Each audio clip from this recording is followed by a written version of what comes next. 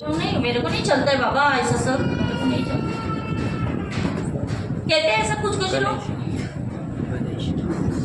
आपको मालूम है यीशु मसीह ने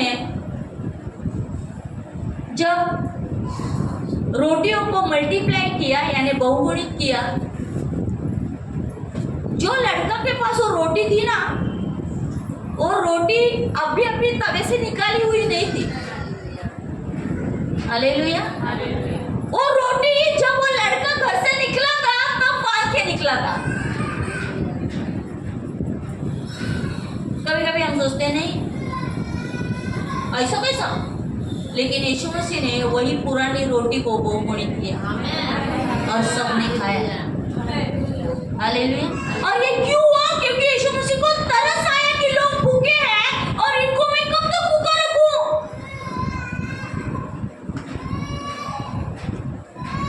हमारे घरों में तो हजारों नखरे रहते खाने पीने के लिए, ये असच का, ये तसच का। लेकिन यीशु मसीह ने वही रोटी को बहुगुणित किया। हालेलुया। जो तुम्हारे पास है परमेश्वर उसको बहुगुणित करेगा।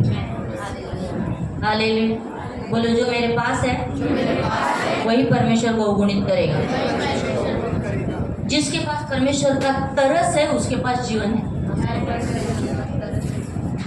हालेलुया। बोलो, जिसके पास तरस है उसके पास जीवन है। जिसके पास तरस है उसके पास जीवन है। हालेलुया। हालेलुया। हालेलुया। एक बार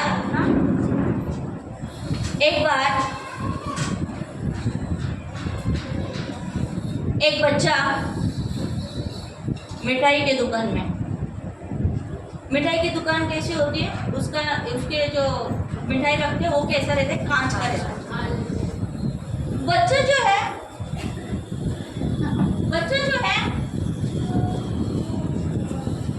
मिठाई को देख रहे हैं, लेकिन बच्चे के पास पैसा नहीं है क्योंकि वो गरीब है। लेकिन बच्चा मिठाई को देख रहा है। अंदर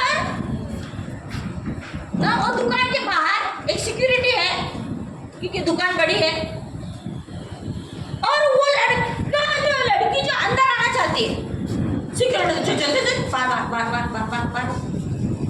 कपड़े अच्छे नहीं है ना, कपड़े गंदे, पैसे भी नहीं है, तो अभी कैसा अंदर ले इसको। सिक्योरिटी को बाहर लड़की सोचती है सिक्योरिटी का ध्यान थोड़ा इधर उधर जाए, अटक से मैं अंदर जाऊं। लेकिन नहीं, सिक्योरिटी सोच रहा है चल इधर क्या काम है, पैसा लेके आओ, वापस ऊपर। अब ऐसा होता है दुकान में एक व्यक्ति आते हैं। अभी दुकान में ये व्यक्ति आए, इसको मिठाई लेनी है, और ये मिठाई लेते लेते इसको देखती है, अरे बाहर पड़ी है मिठाई नहीं है, उसको मिठाई चाहिए। अब ये क्या करेगी, ये उसको इशारा करेगी अंदर, इशारा कर अंदर, ये अंदर आती है, सिक्योरिटी बोलते चल चल चल चल बाहर चल, लेकिन फिर भी ये बाहर जाती है, इसका हाथ पकड़ती है और इसको लेकर एग्जैक्ट यही सीन परमेश्वर हमारे साथ करता है।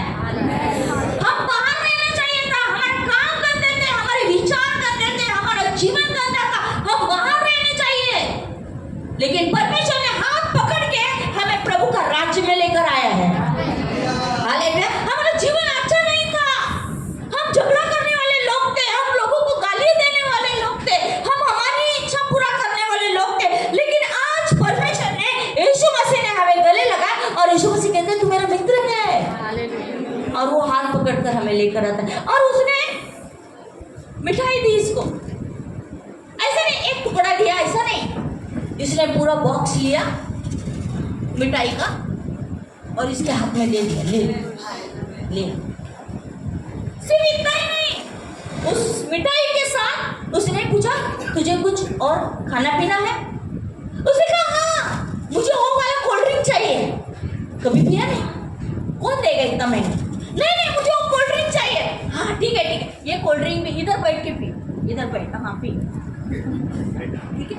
आज हम भी यही सीन हमारा है, हम भी इसी के लायक थे बाहर रहने के, गेट के बाहर।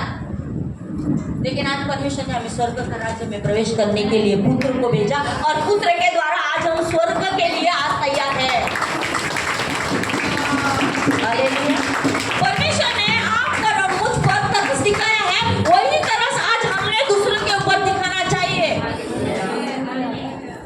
हम कमियां देखते हैं, है ना? लेकिन परमेश्वर जब देता है तो बहुतायत से देता है।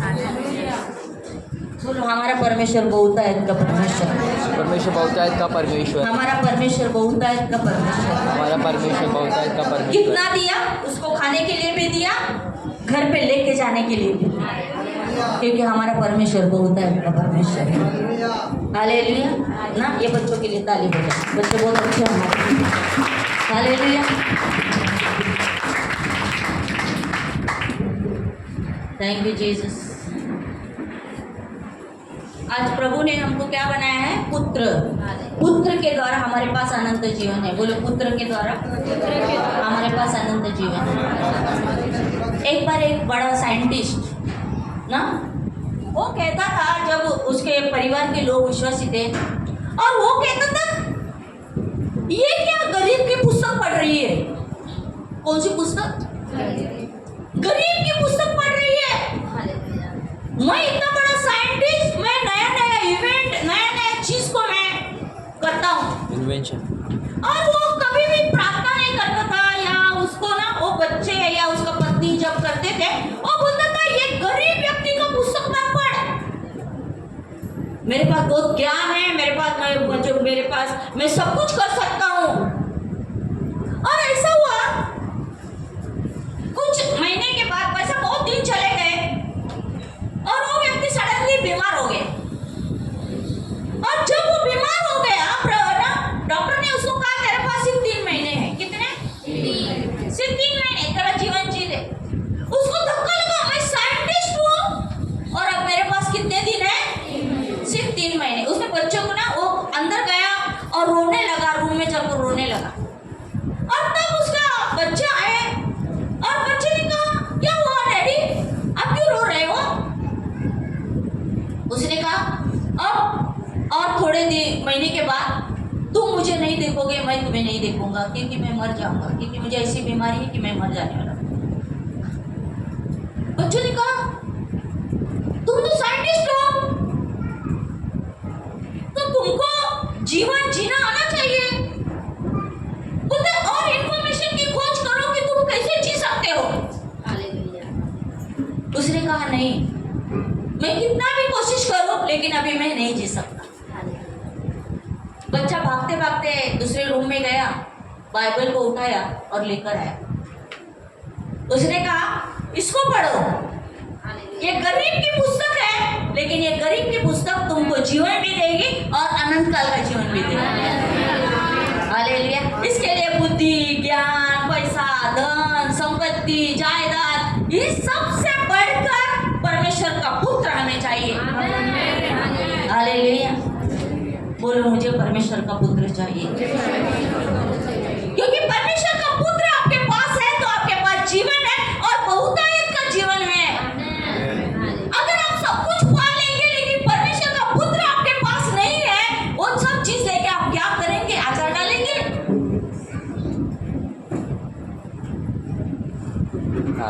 इसीलिए बार बार अपने आप को ध्यान करो कि परमेश्वर का पुत्र क्या है, परमेश्वर का पुत्र क्या कर सकता है।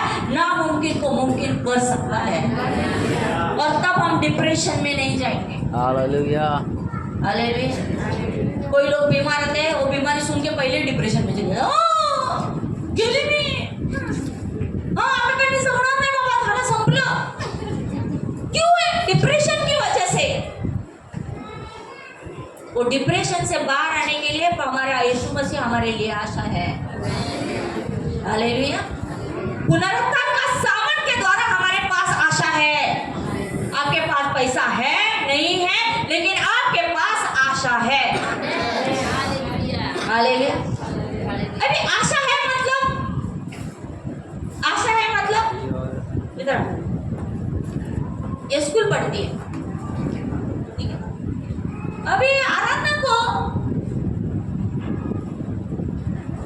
सब्जेक्ट में कम मार्क्स मिल गए।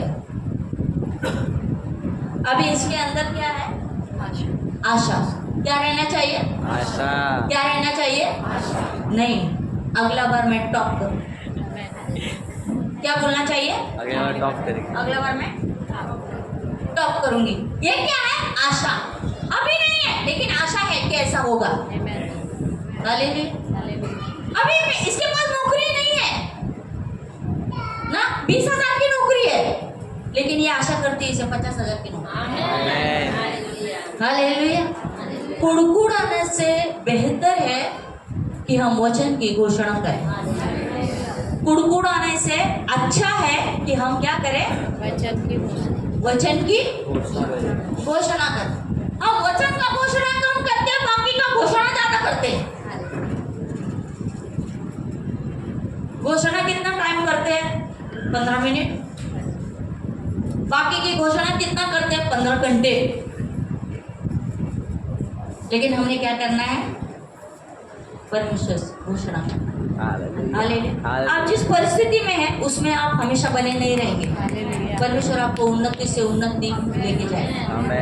हालेलुया। इसके लिए नहीं कि आप बहुत अच्छे हैं, इसके लिए कि परमेश्वर का अनुग्रह आपके ऊपर है, परमेश्वर का तरस आपके ऊपर है, परमेश्वर का दया आपके ऊपर है, क्योंकि उसकी दया अमर है और इसीलिए वो आपको ऊंचाई पे लेके जाएगा। और इसीलिए वचन कहता है, जो बातें तुम्हारे आंखों ने नहीं देखी, जो बातें तुम्हारे कानों ने नहीं सुने, जो बातें मनुष्य के चित्त में कभी नहीं थी, ऐसी बातों को मैं करने वाला परमेश्वर।